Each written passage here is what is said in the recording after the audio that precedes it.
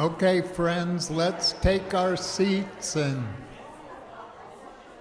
we can hug more later.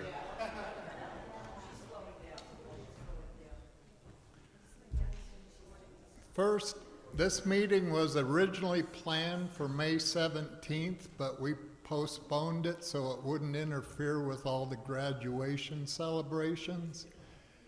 And as it turned out, that extra time gave us the time we needed to make a big announcement today. But first, if you would all join me in an opening prayer. Can you read that? I'm not sure I can read it. Yeah. All right. Heavenly Father, we thank you for bringing us together as one family in Christ.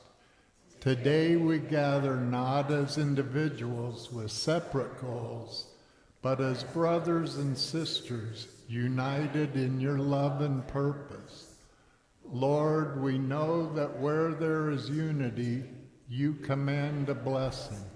And so we ask that your Spirit bind our hearts together in harmony. Help us to set aside personal preferences and seek the good of the whole body. Teach us to listen with open hearts, to speak with grace, and to work hand in hand for the mission you have entrusted to us. May our unity be a testimony of your love to the world, a light that draws others to you. Bless every person here, and let our shared vision strengthen our fellowship. May this meeting not only accomplish its plans, but also deepen our bond as your people, so that together we may serve with joy, humility, and one accord. We commit this time to you, Lord, trusting that in our unity you will. In Jesus' name we pray. Amen. Thank you all. So this is the agenda. First thing we need to do is approve the minutes from our board meeting this month, and then we'll get on to the big announcement by the executive committee. And then after the big announcement, we'll finish up with some of the usual business work. So I believe everyone has a copy of the minutes? Almost.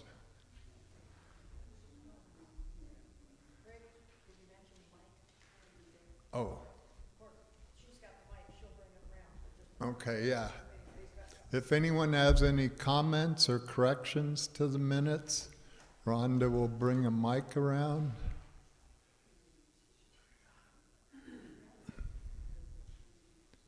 And otherwise, I'm not going to wait forever, but otherwise I'll take a motion to accept the minute. Oh. No, Eileen Walker, I move that we accept the minutes. And is there a second?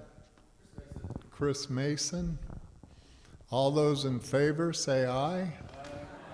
Any opposed say nay. The minutes are approved. Okay.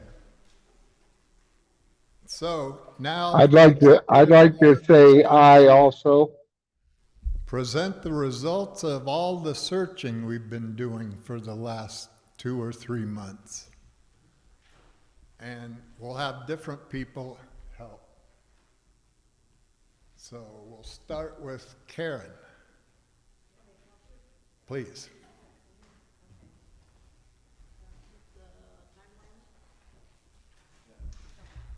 So these are the members of the executive board.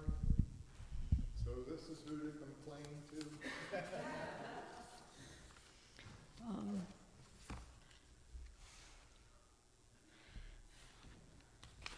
Smart. I am going to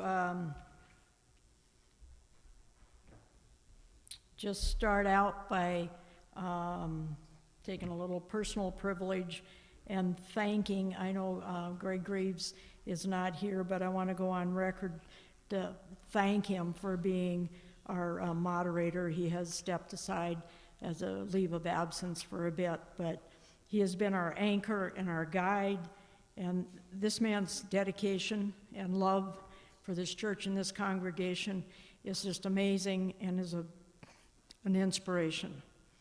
And Craig Jump, our assistant moderator, I want to thank you for going above and beyond to get us across the finish line. I know the timeline was tight.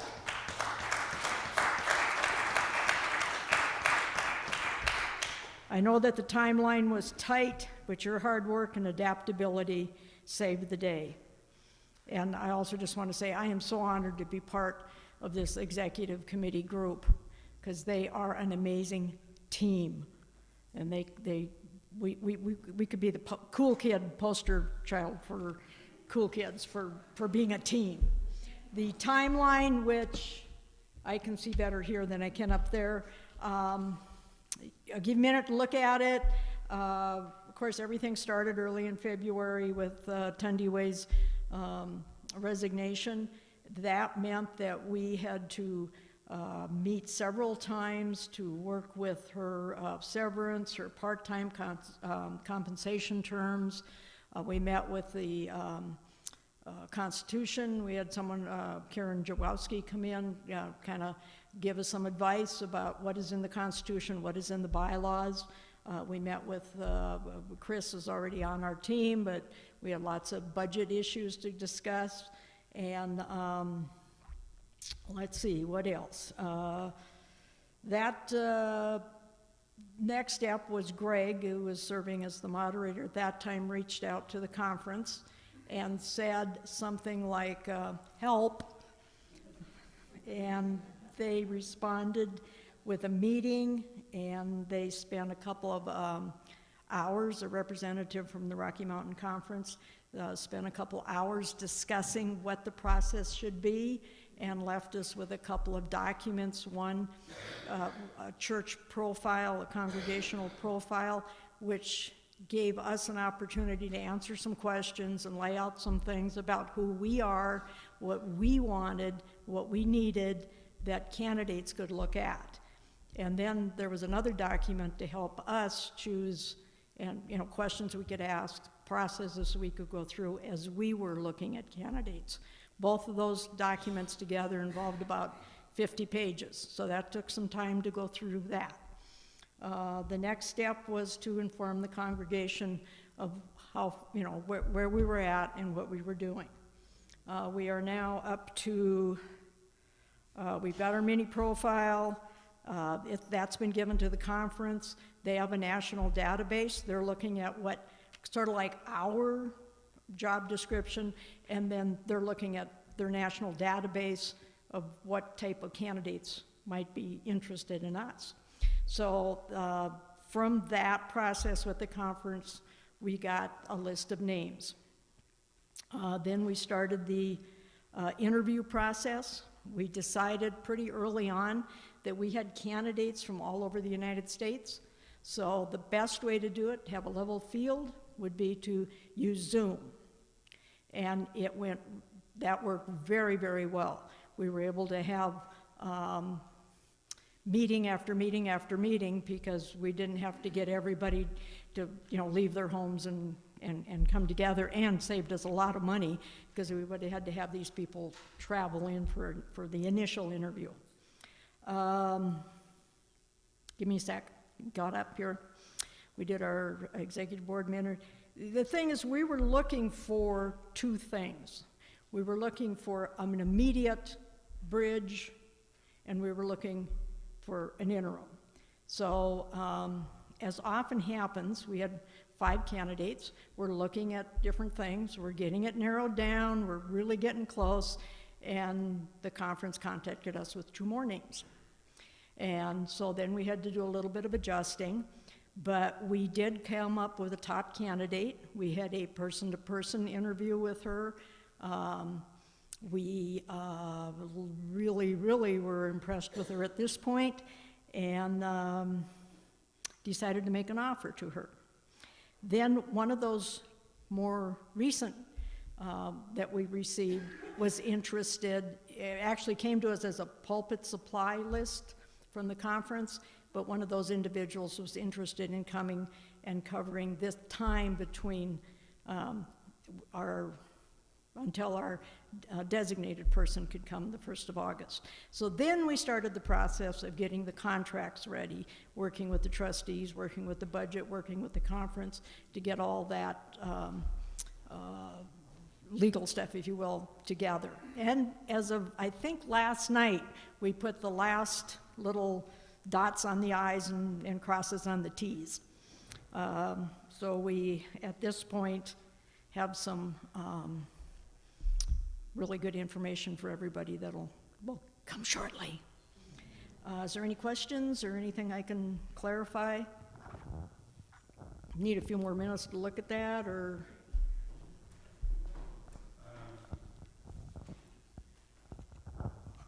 I think there's more than me that were just new to the designation of designated term position.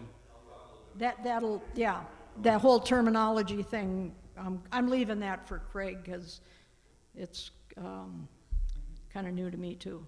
Okay. But, okay.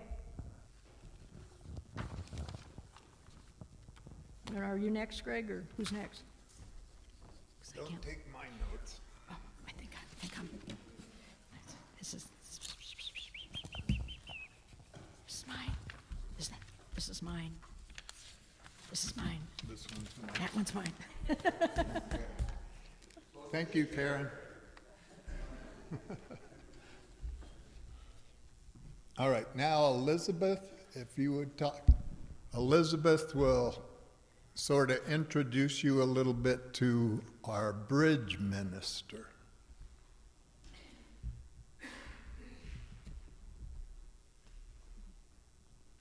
I'm not going to insult your intelligence and assume you cannot read.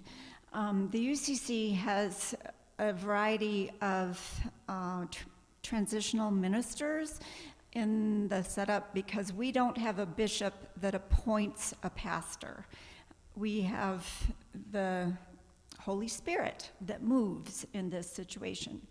The Holy Spirit takes her sweet time and helps us to get someone in place.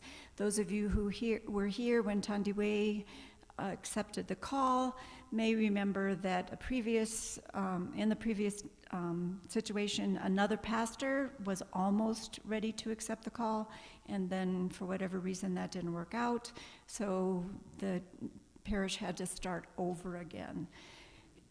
And so evidently there was just a whole mess with that. In our situation, a bridge will fill in starting June 8 until the end of July. You'll see in a little bit who that is, what his background is, all that sort of stuff, and his picture. The purpose of the bridge is to have some consistency in ministry until a designated or interim pastor is here. Having me find pulpit supply or preachers every week, as you've already noticed, makes a very unsettled experience. Who's gonna talk? Who is that? I don't know. I think I'll stay home with a newspaper and a bagel. Now we have consistency in ministry until our settled or a more permanent pastor comes, and that's the purpose of a bridge. So now you can see the picture of Reverend Loren Richmond and who he is, his bio, or autobiography, I should say.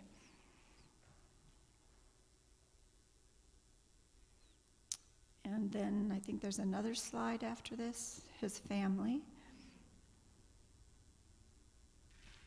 And his wife's name is Corinna. He'll introduce us to their children at a later date. And the committee was very pleased about his, not only his administrative background, his pastoral care. He'll be 10 hours worship prep, 10 hours administrative in the office, pastoral care, pastoral needs. The three ministers that are helping with pastoral needs, hospitals, emergency care, whatever. We'll still be doing that. He lives down in Thornton, so to ask him to drive up in the middle of the night or whatever doesn't make any sense. And so, is there any comments or questions about how that works? Mary, would you, Rhonda, Mary would like to ask a question. I'm just wondering if this is available outside of this meeting for handout. It's hard to read and there's a lot of information. Is it- Not yet, but we can make it so. Thanks. Thank you. Is there something and obviously I've read it, the committee has read it. Is there something about it that you're not seeing that you would like us to? Oh, okay. Just can't see it. Okay. It's kind of small. Do you want it read? Would that be, okay. Okay. Was there a second question? No? Okay. All right. Yes, Diane.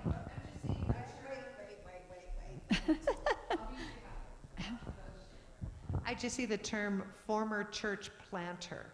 Okay, church planter means, in the United Church of Christ, that means someone who starts a church, the pastor who begins a new church.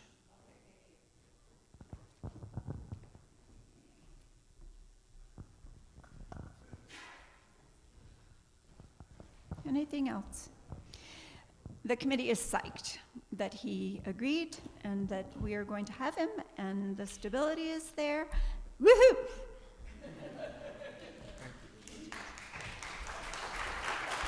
All right, and Craig Biley will introduce the next new term. Designated term.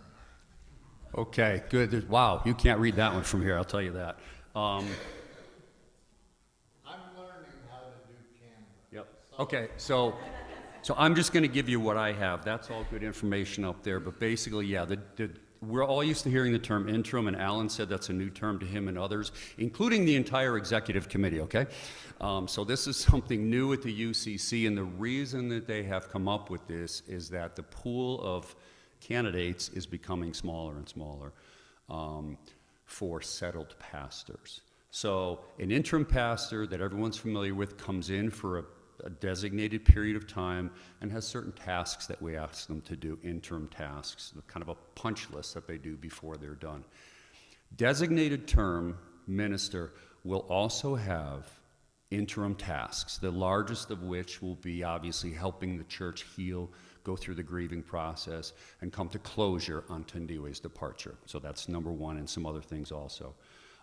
But the designated term minister remains available to become a candidate for our settled pastor search. An interim minister, we hire them, they come in, they do what they do, we say thank you very much, you're done.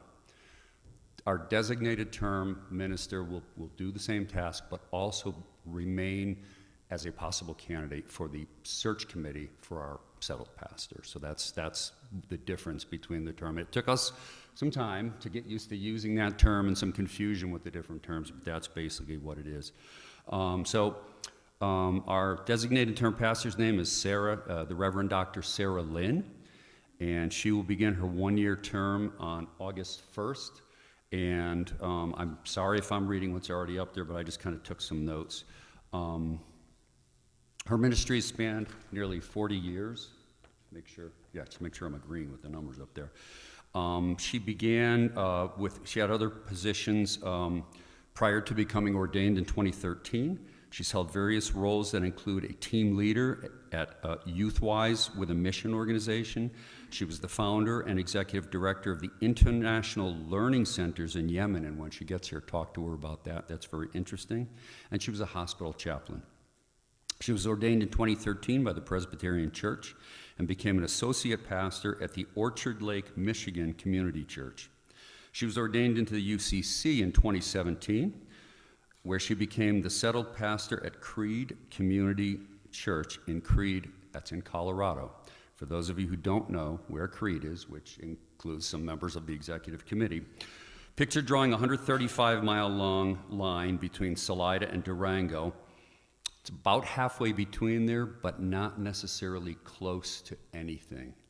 Anybody who spent time in New England, particularly in the state of Maine, has probably heard the expression, "You can't get there from here." That's kind of what Creed is like. It's a town of about under 300 residents year-round, and in the summer grows to about 5,000. So the congregation that she has there has a lot of temporary kind of members that come in and out. As you can imagine, it's out kind of in a rural area, so it's got a very mixed, diverse population with regard to political, and social. And she runs UCC, congregation that she brought to open and affirming status during that, since COVID. And she went through COVID, of course, also. She's looking very much forward to coming to Loveland, being part of civilization. She has some friends and other relations in the area along the Front Range that she's looking forward to bonding with. She was the moderator of the UCC's Rocky Mountain Conference immediately following a very turbulent time, and if anyone's familiar with what the conference has gone through, there were some rough times. She was there for part of healing that.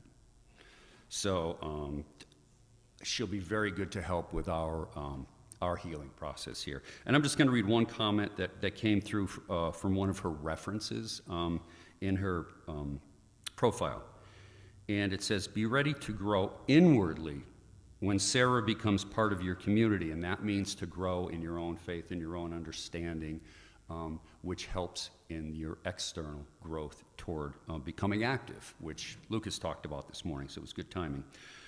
They say, "She won't come in with a sledgehammer, so you might not realize how much things are changing around you, but don't be fooled. Over time, you will notice that through one encounter after another, you and your community have matured in ways you hadn't imagined." I know I got that sense from interviewing her a couple times, and I think others on the executive committee would probably agree. So I think she's going to be a very, very good thing. Any questions about the role, the terminology, or Sarah herself? Okay, good. Thank you. Thank you, Craig. And like Craig said, we are very, very excited that Sarah's coming to join us. And she will be a candidate for our called minister, but it's not a shoo-in for her, but at least we have that option available to us. And she'll be here August 1st. Did you say that? Yes. Okay. All right, now Daniel will talk a little bit about what our next steps are.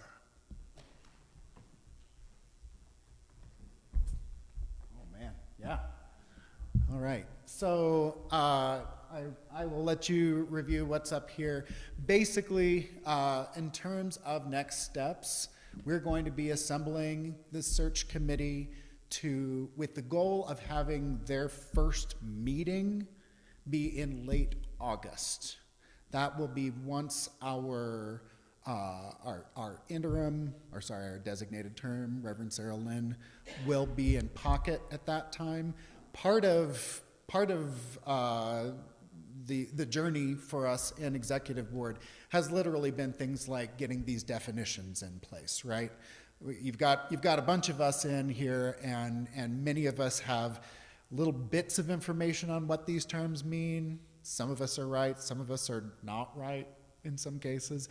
And so having somebody on hand like Reverend Linn will be immensely helpful to that search committee in terms of helping them to understand the process, helping them to understand how we're going to go through this search. Because I think we're all aware it's going to be kind of a pretty big undertaking. We're expecting this to be anywhere from a year to 2 years, possibly even more. And so we want to make sure that that search committee is well supported, and I think the best way that we can do that is by having our designated term minister in pocket. So with that in mind, she has requested that we not have that search committee start right away, first thing as she arrives August 1st. So we're going to be looking toward late August as the start date for that search committee. With that in mind, your executive board, you've seen our punch list of everything that we've been through. Your executive board is fatigued. Your executive board needs to take a little bit of a step back for a short time. We also have a lot of people traveling. Reverend Elizabeth has mentioned that she's going to be traveling to Tennessee soon. Craig has mentioned that he's going to be traveling back out to pick up Kathy. Sarah and Lucas and I are going to be traveling to Japan. And so there's a whole bunch of summer travel that's going to be happening. In between that, your executive board is going to be finding some ways to fold in some meetings, get that search committee pulled together. We've got a nice list of names. I think we're going to be able to pull together a great committee. As far as that committee goes, I know we've mentioned this before, but that's going to be either 7 or 9 people. And we've already got the list of nominees for that, and so we'll be moving forward in figuring out how we discern between those nominees in the weeks to come, and then shuffling through that list of names. Any questions concerning the upcoming search? Yeah, Karen.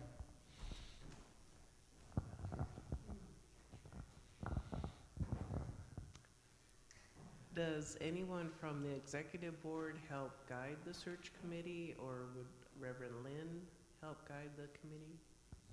Yeah, Reverend Linn will be there to support that committee. That's part of why we're waiting until late August for that. We may have members of the executive board on that committee. I can't answer that for sure at this time. They'll be considered alongside any other nominees that we have for that position. I think initially, as that committee is forming, if it looks like we need a little bit of scaffolding from exec board, we can do that, but the goal would be to have that committee operating on its own 2 feet. Is that a fair statement? Generally, a search committee stands on its own, and the leadership of the church does not touch the work of the search committee.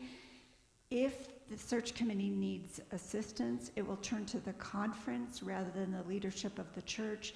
Therefore, the moderator would touch base with the conference and ask for guidance. It's kind of like if the personnel committee needed help with the CEO, it wouldn't turn to the inner workings of the company, it would go to the board of directors, and in our case, the board of directors is the conference. For getting guidance on how to work a search committee, there is a process for that.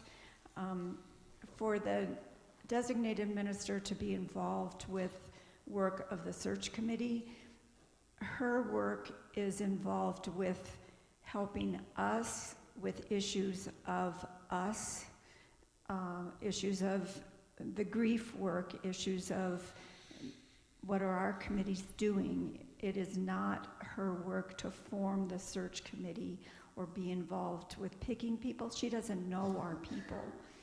So when there are questions related to a search committee, you turn to the conference for issues related to that. And as Daniel said, that's why the wait is until the end of the summer. We don't need to have that solved now, if that makes sense. Is that making sense to everybody?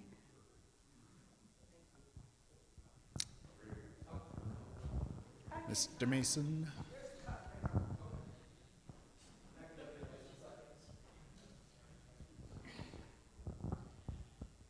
So something I thought of after Craig Biley finished speaking, the contract with Sarah Linn is only for 1 year, and we have it set to renew after that year, we can converse with her and figure out best steps forward for both parties involved. I don't think you mentioned that. So, just so you know.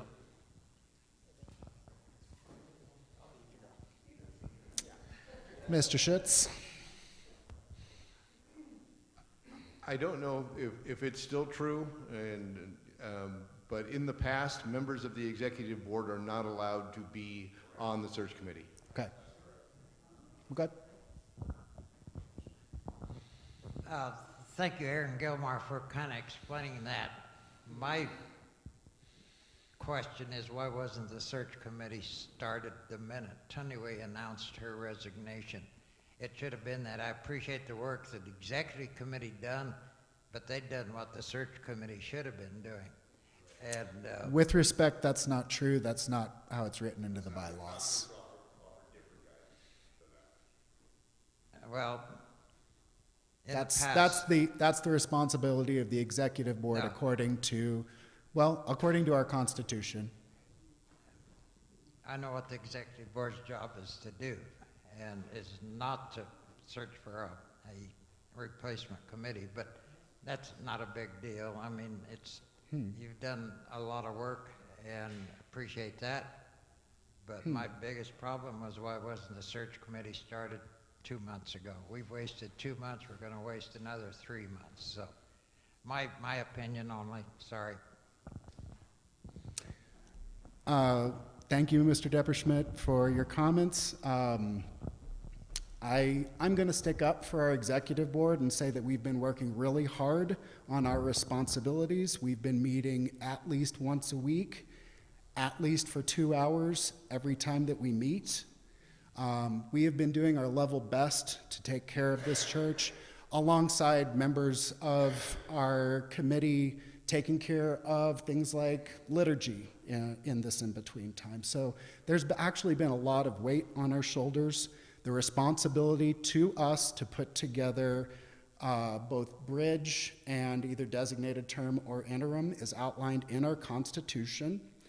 So that is actually our responsibility, and was more important for us to take care of immediately. We're dealing with things in terms of urgency. The urgency to our congregation is to make sure that we have consistency of leadership first, and then to do a search. A search can take years, as we've mentioned.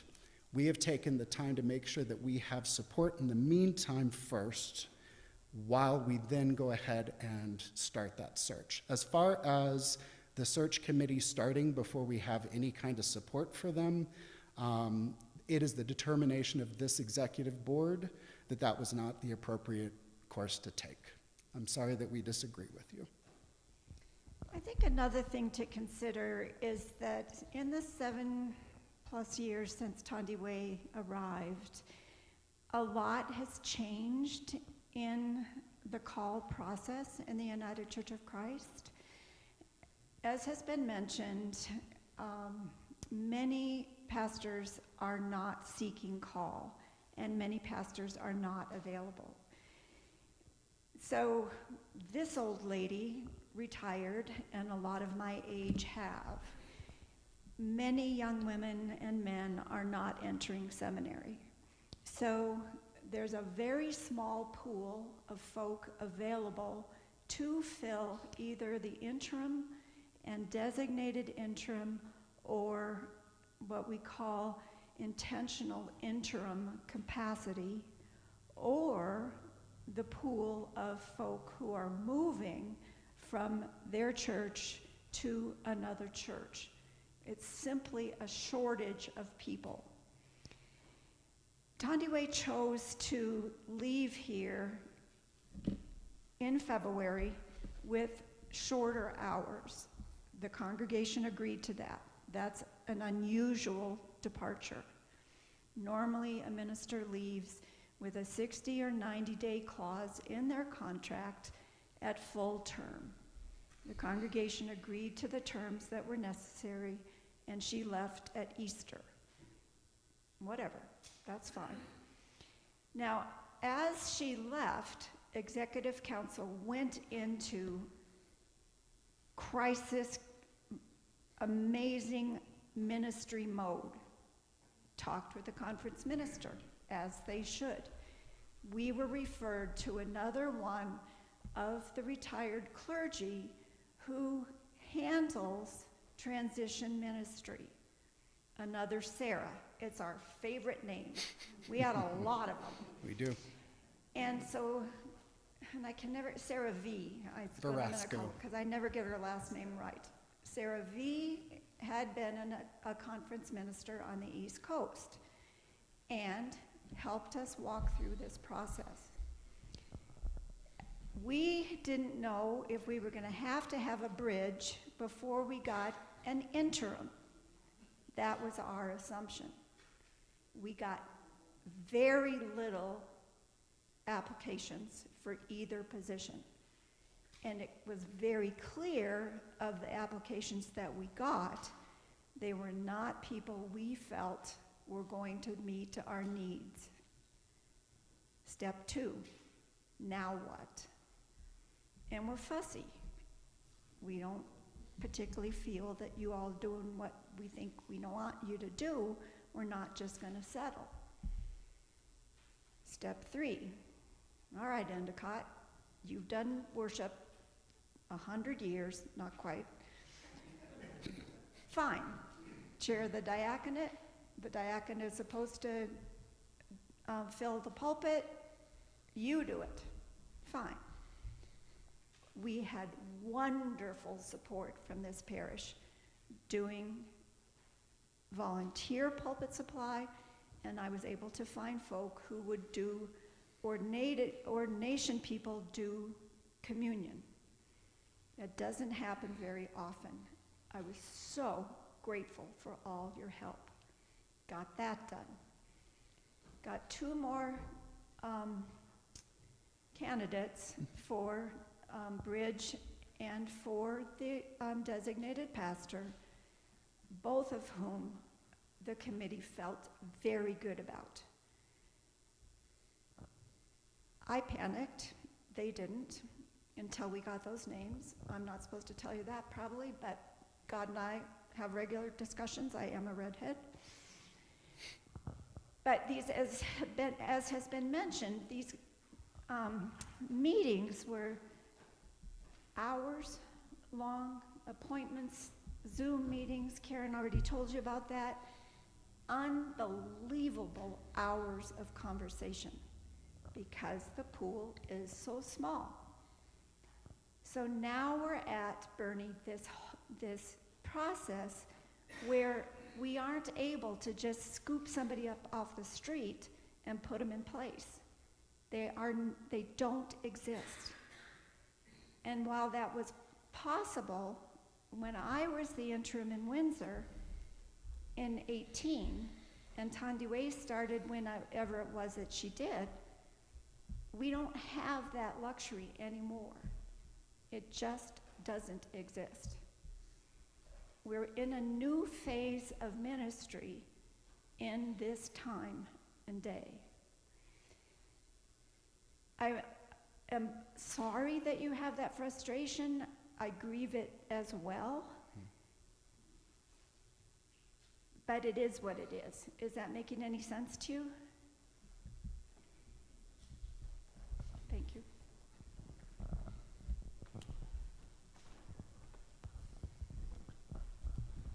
And Bernie, I will say, and I don't want to try to flip back through the slides, but we did begin forming the search committee within the first 3 weeks or so. And that we asked for nominations and everything, and Elizabeth has since gotten confirmation from the people who, we had, I think, like 42 nominations.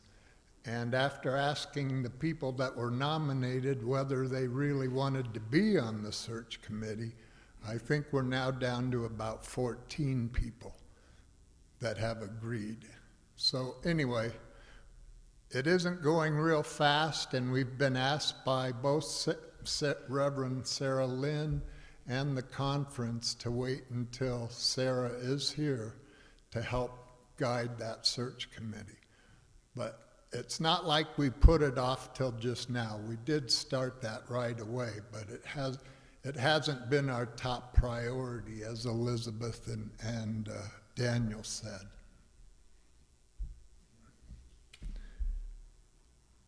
All right, so that's the end of our big announcements. We have Reverend Loren Richmond will be starting the second week in June, and he will go through the end of July. And then Reverend Sarah Linn will start in, excuse me, August, and be here for at least a year. So now for the more boring part of the meeting. Oh, Eileen?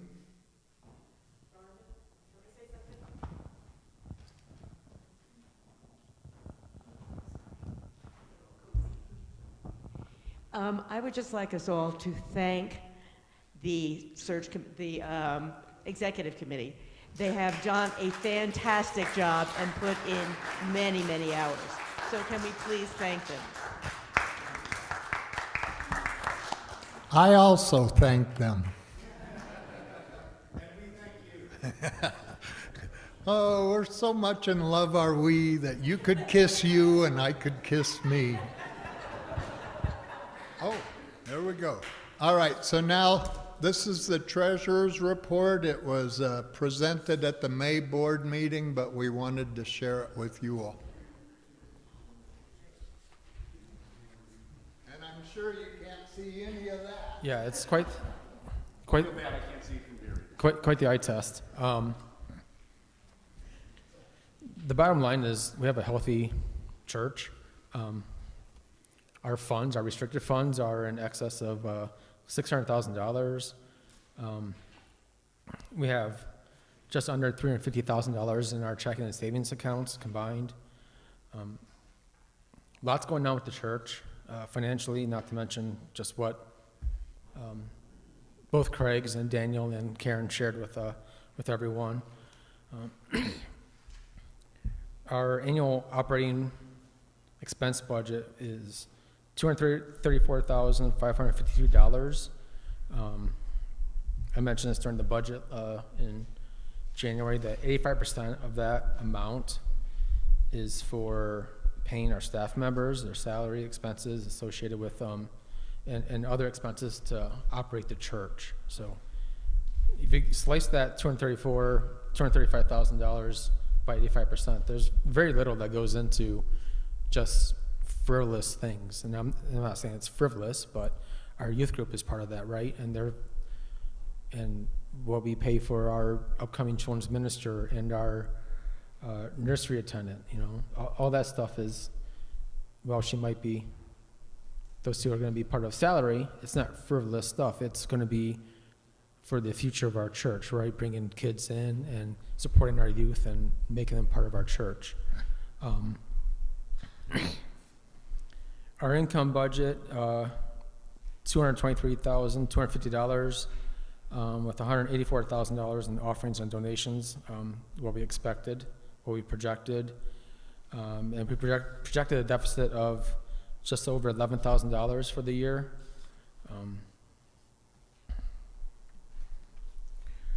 Right now, we are running a budget of, our income difference, is about $37,000 over budget. And you can't really see that. So what we've brought in so far was $78,000 in our income donations. And then our total income, what we brought in so far is $109,120. $109,120, about $37,000 over expected budget. And most of that comes from $15K in donations due to some pledges that from the beginning of the year. A lot of people pay up front.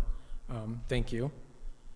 Some people wait till the very end to pay, and some people kind of spread out the love throughout the year. Thrifts and gifts, which I won't steal all their thunder, is running slightly ahead so far. Also part of that income, the difference there is the $1,500 that we collected for Pastor Chuck Wright to be our children's minister position. Other fundraiser income is ahead by $1,700, including like our grocery card income. So groceries are a lot, and keep using those cards because it brings in more income for us. Let's see.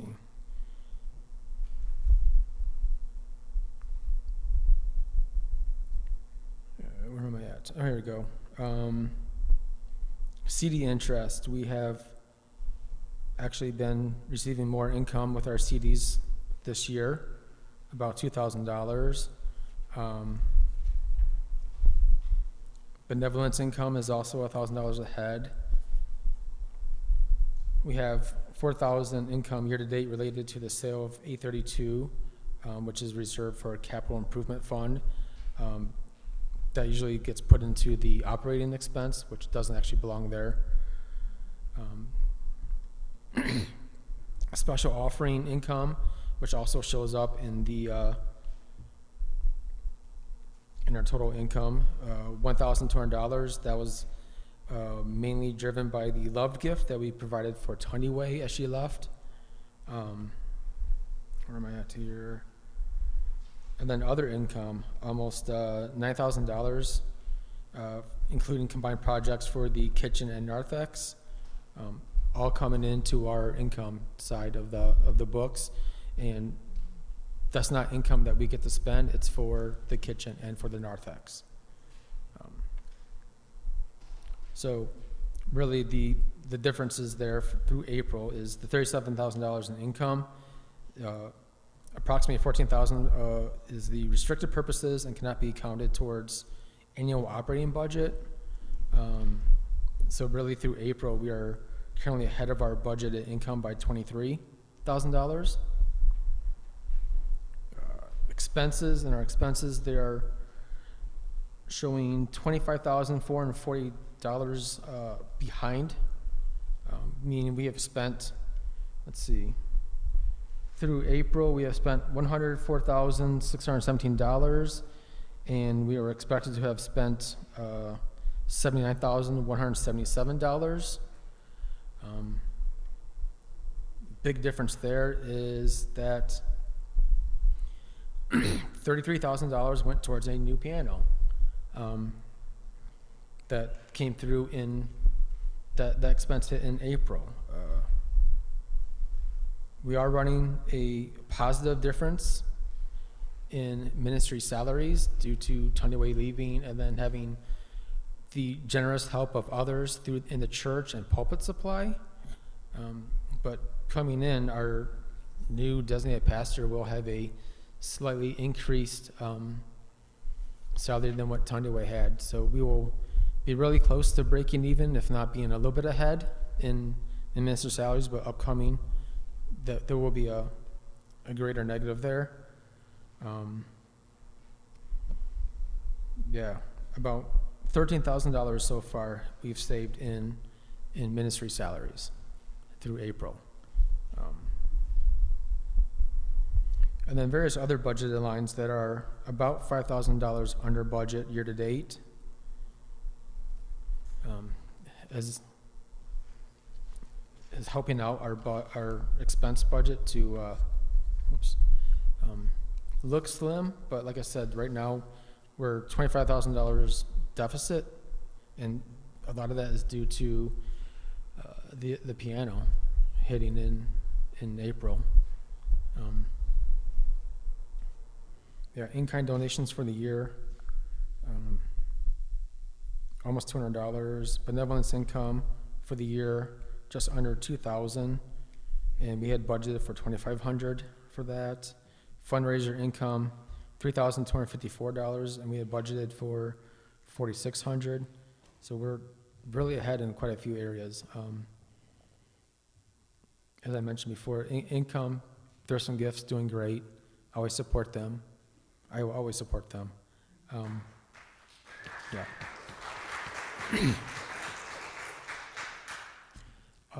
Also, the sabbatical expense, the retreat we had, that money came out in April as well as an expense, and we were using the Lilly grant that we gave, that was donated towards Tiny Way that she used for her sabbatical. There's some money left over.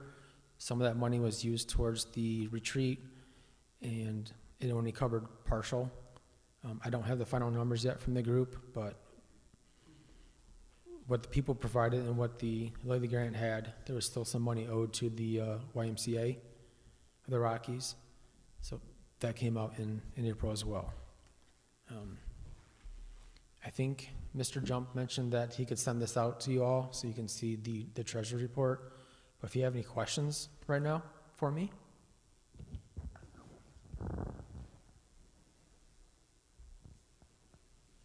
No? All right.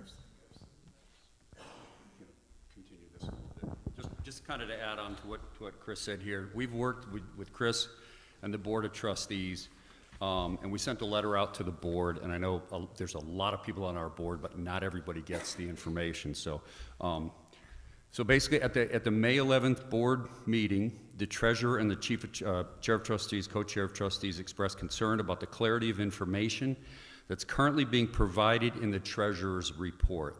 We've had this treasurer's report forever, kind of in the format it is. Whole lot of numbers, whole lot of things, but what we continue to struggle with, and people have for years, is the fact that it's not that the numbers aren't accurate. What's reflected in there, the numbers are accurate, but it doesn't truly reflect our operating budget. Every year we determine a budget. The budget committee sets this budget, and it's our operating budget, and it's the minister's expense. It's paying the bills. It's keeping the church running. We get a lot of money coming in for a lot of different things. Charitable donations, special offerings, some of the things Chris mentioned here. So the treasurer's report looks at all of the income that comes in for whatever it is, and there's a lot of what are called restricted funds, and that means money comes in for a purpose. We had generous gifts this year for the narthex, and I'll explain that a little bit in the treasurer's report. We've had money for a kitchen fund come in. We've had money come in for the youth minister that Chris mentioned. So it looks like we have a ton of money coming in, which we do, and that's great. But that money doesn't all go toward our operating budget. So when we talk about the positive and negative differences, we're looking big picture. So we're going to be changing the financial reporting a little bit to make it more clear where we actually stand with the approved budget for the year. So there are going to be some footnotes added to the financial report, and I know everybody gets that financial report, puts everything else aside, and reads it cover to cover, right? Because it is what it is, right? So we want to help bring some clarity, so we have some notes, and Chris mentioned some of these footnotes. We're running 15 ahead there. Thrifts and Gifts is running ahead, but we have money that's designated for specific funds that we're going to note those and make it be a little more transparent. The ultimate goal, and we have a working group that's been put together, and it's 3 members of the trustees. Mary Stewart is offered to lead this group and look at our financial reporting. Brian Kukas is on there. I'm on there. Chris is on there. And Eileen Walker is on there as well. So the ultimate goal is to have financial reporting that's clear, easy to understand, and presents exactly what we want it to. So it's going to be an ongoing group that's going to look at how financial matters and how financial reporting is actually handled and reported out. And ultimately, we'll have a new system that will provide that information. We won't have to manually update it. So what we're going to see in the interim is just this cover sheet that goes along with the treasurer's report. All right, not to talk too long about it, but so for those folks that have looked at the financial report and tried to figure out, how it reconciles with the treasurer's report and what does that really mean to us, we're going to try to help clarify that a little bit. So as we go forward, when you see these things, if you have any questions, Chris, talk to me, Brian or Mary, and we can kind of help answer, or Eileen, and we can help kind of answer any other questions that we have. So I don't want to belabor the point here, but yeah, ask us if you have any questions, unless there's something real quick.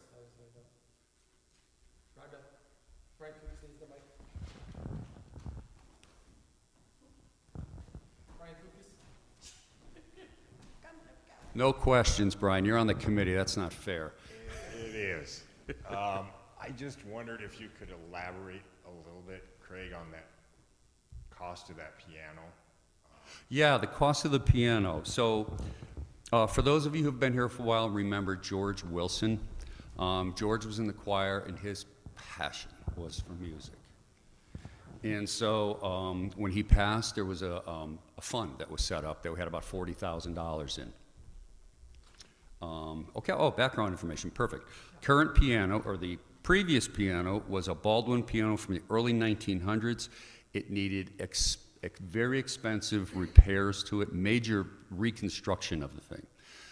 We had an expert come in, the guy who does our tuning came in, he said, it's a nice piano, but for what you're going to pay to fix this thing, it's going to cost a lot, and it really, because of the humidity in here, because we have the swamp cooler and the heating and cooling and the humidity, it's really hard on pianos, and that piano was not durable in the way it needs to be to survive well in this environment.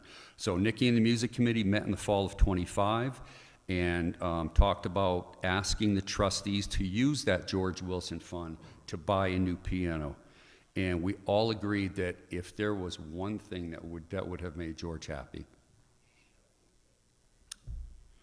would be to fund that. So Nikki did a bunch of extensive research regarding replacement. She played dozens of pianos. She went around to a bunch of different shops and landed on this one, this piano, which, I think everybody probably has to agree, it's got a beautiful sound. Absolutely love it. I love sitting up there in the choir and getting to hear it. It's fantastic.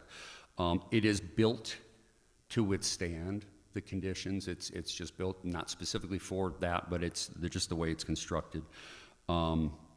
So the price ranges, just to give you some context on what it is, a Steinway grand piano, which people are familiar with that name, costs over $100,000.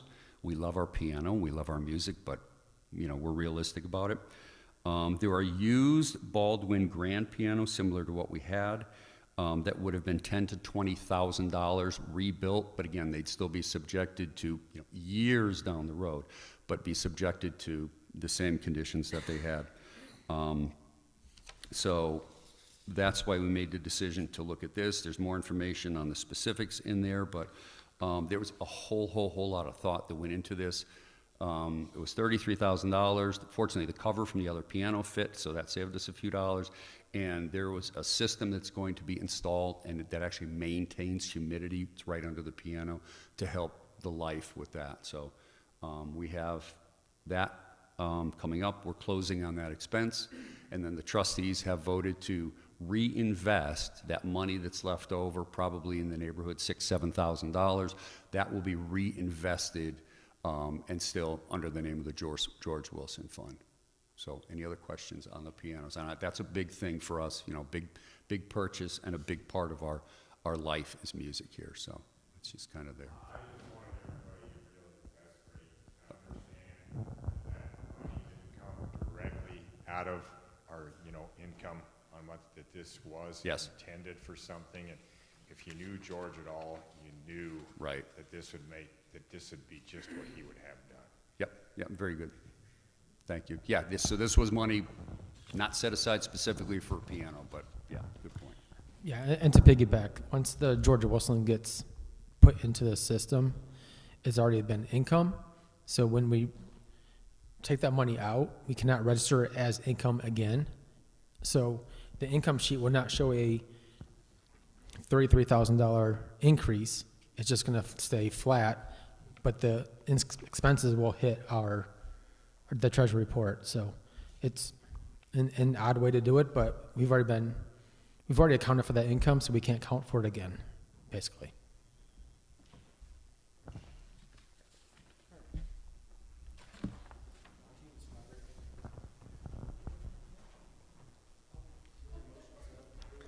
Do you want to say anything on thrifts and gifts? Oh. Wasn't that the one we approved at the board meeting? So it's been approved. All right, so I'll just read the numbers.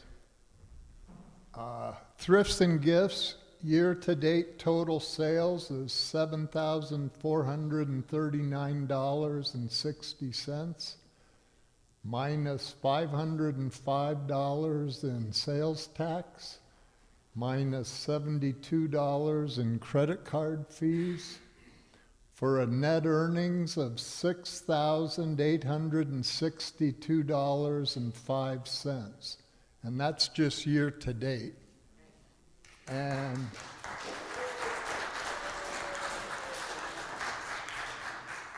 $237.50 was donated to the unaccompanied youth. And it's not just about money, it's about community. All right. And thank you, Eileen, and Thrifts and Gifts, all the people that work on that. So,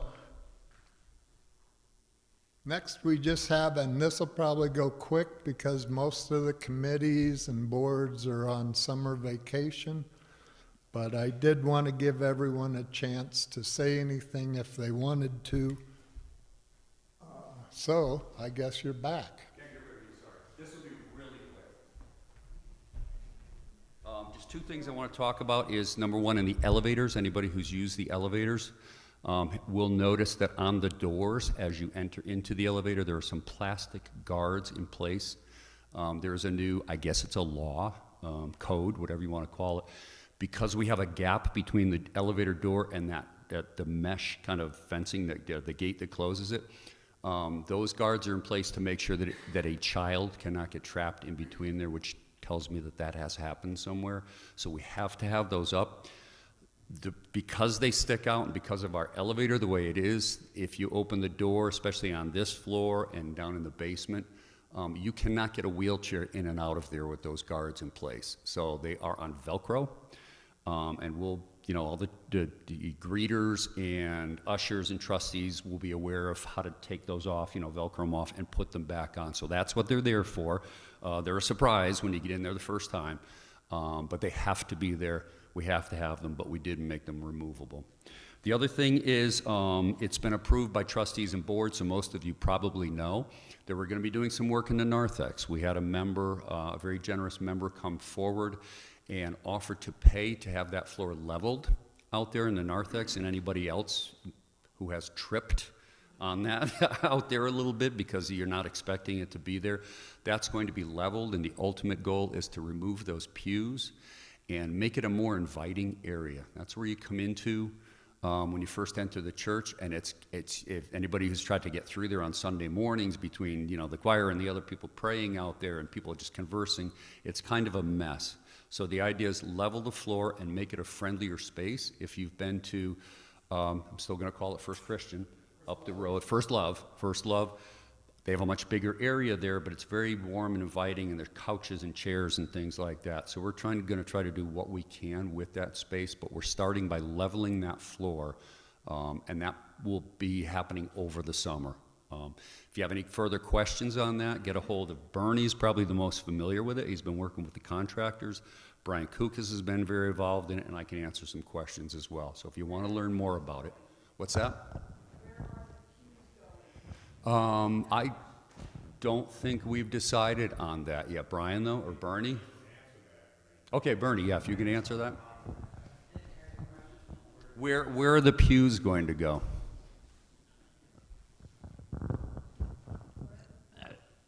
From what I've heard in the past, when we've taken pews out of the church, they've been very hard to get rid of. And so these are going to be discarded unless somebody wants them. I have one person that's very interested in them right now. So anybody else that wants them, when they come out of here, they're not coming back in. They're going to be discarded, either by donating or to the landfill. Thank you, Bernie. Any other questions? All right, great, thanks. Yeah, really looking forward to seeing what transpires out there. Thanks. Thank you, Craig. The Board of Deacons don't really have a report, but as Elizabeth said, they've been very busy for the last 3 months and will continue to be busy over the summer with pulpit supply and helping plan the worship services and things like that. And then Board of Faith Formation, anything? Board of Faith Formation has a report this time. Okay. And they're kind of on hold for the summer too, the youth group anyway? Pretty much. We'll be going on the mission trip, but otherwise, we're pretty much on hold for the summer. All right. And I think the same's true for the committee reports. I do want to say Constitution Committee, they have future agenda items concerning possible proposals from Vision Ministry and Discernment and Mission and Outreach Ministry. The Vision and Ministry Discernment team is kind of on hold until Reverend Sarah Linn gets here. I guess I'll just leave it at that.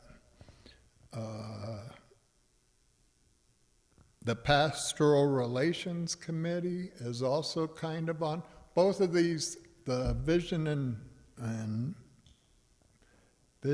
Ministry Discernment Committee has a pretty big proposal to come before the church, and we're kind of thinking it should wait till the new minister's here.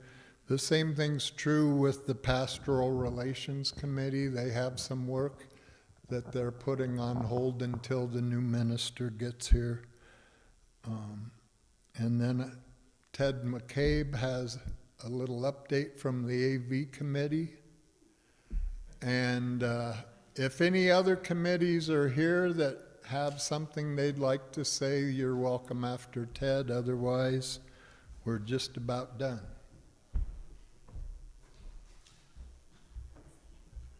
I just wanted to let everyone know that we have a new member of our audio team in Alexandra Stanky, who's been helping out, and we're excited about that. She's got a very good ear, so that's very helpful for all us old people that don't. Also, you might...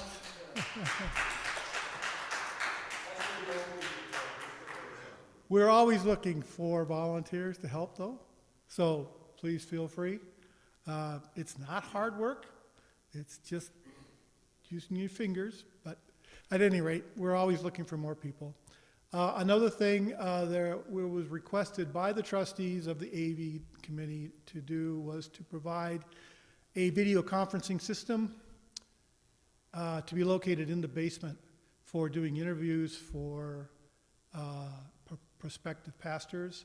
Also, it provides a way for people who have difficulty getting to some of the board meetings to be able to zoom in to the meetings. Makes it very convenient for them, but especially in the winter time when it's cold and snowing or whatever, you can still continue and be a part of the meeting.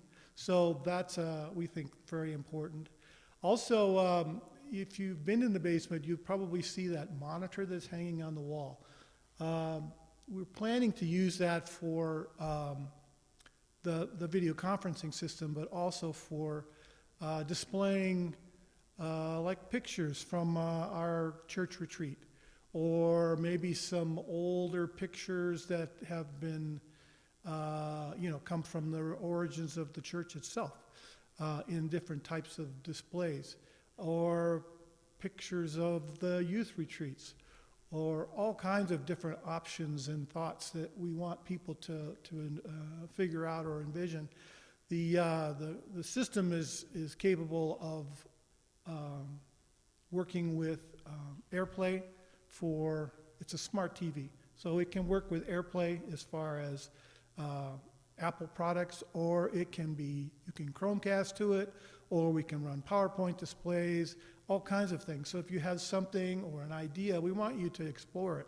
We want you to understand that this is available for everyone to demonstrate announcements, church life, all kinds of things. It's not just something that could be used for watching a Zoom meeting for people downstairs for overflow. So there's all kinds of opportunities there. We're just basically offering the hardware and the support for the hardware, and it's available for you to come up with ideas to use it. And that's it for AV.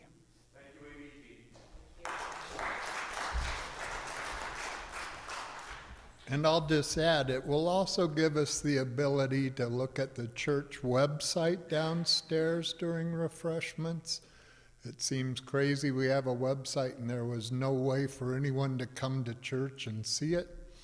Also, we could get to the youth group website, maybe sell a few more sweatshirts or paper pads or something. But anyway, what about it? Oh, yeah, there you go. So anyway, thanks so much, Ted and John. They were the ones that really worked on getting that up and going for us. So I'm assuming no one else has a report they'd like. Pat? Microphone.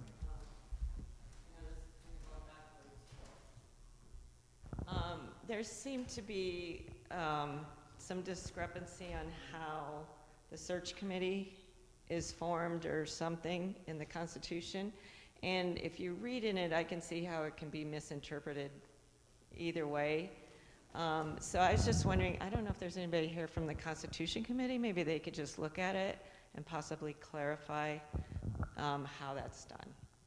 I don't know if there's anybody here doing that. We'll have to follow up on that.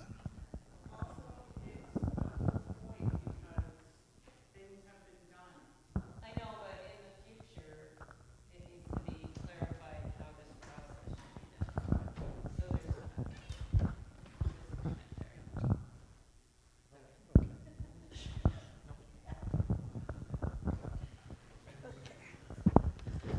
So Okay, calendar of events for the summer.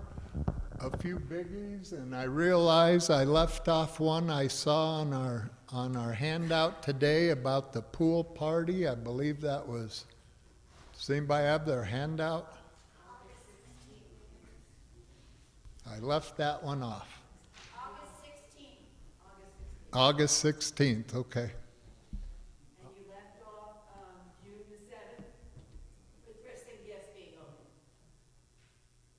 June 7th. Is that not an usual day? Sunday morning. Oh, okay. Sunday morning thing. I better start taking notes. It is on the it's on the calendar, that's on the website. All right. But anyway, can anyone read that or? Yeah. Okay, good. So I won't.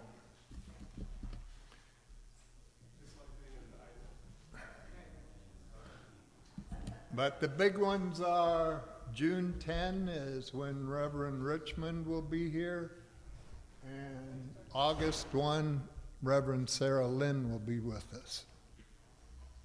And then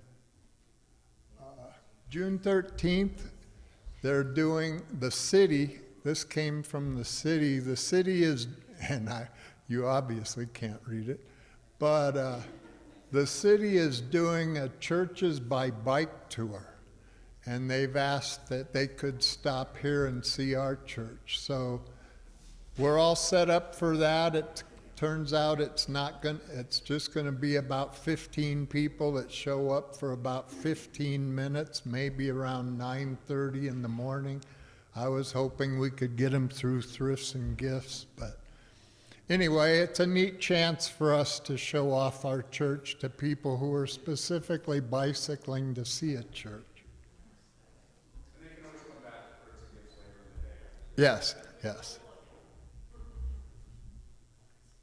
Oh, and I should add, Allison is going to be our main lead on that as our historian, so she can answer all kinds of intelligent questions.